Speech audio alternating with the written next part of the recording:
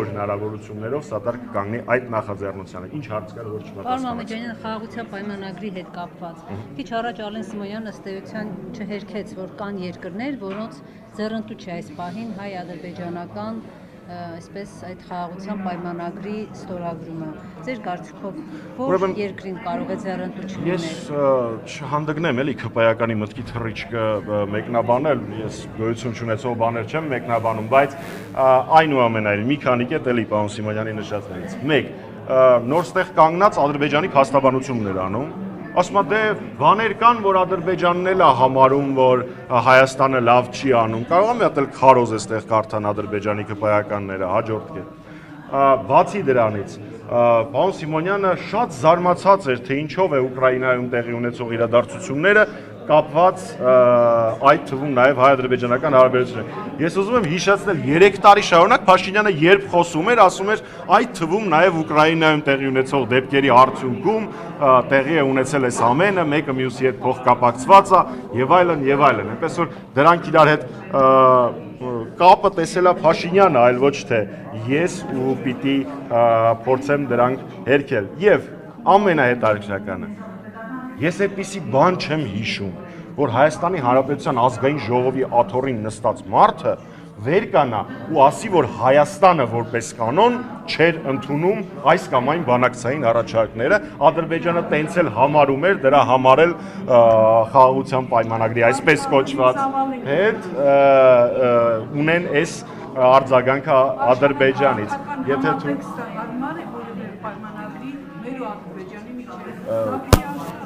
աշխարհաքաղաքական համատեքստը այս պահին աշխարհում շատ բարդ է առհասարակ որևէ պայմանավորվածության հասել, էլ ուր մնար Արարատ Միրզոյան, Նիկոլ Փաշինյան հանճարեղ դիվանագիտական զույգի գործունեության համար, բայց դա առանձին պատմություն է։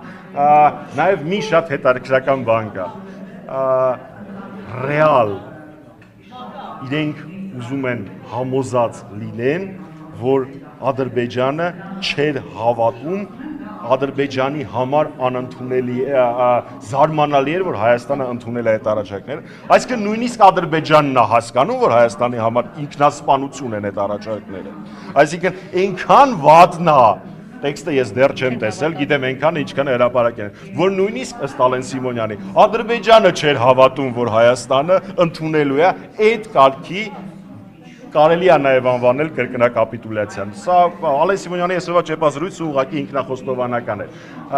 Ավելի ասեմ, կապված այն գործընթացի հետ, որ իրենք իրականացնում են։ Իրենց նոր թեզը, չգիտեմ, SMS-ով են բաժանում, ինչով են բաժանում։ Այնտեղ բոլոր կետերը երկկողմանի են։ Դա մարազմի գագաթնակետն է։ Ես ծխող եմ, դուք ծխող չեք։ Եթե ես եւ դուք հիմա պայմանավորվենք, որ սկսած վաղվանից մեզանից որ մեկը առաջինը ծխի, մյուսին վճարում է $1000,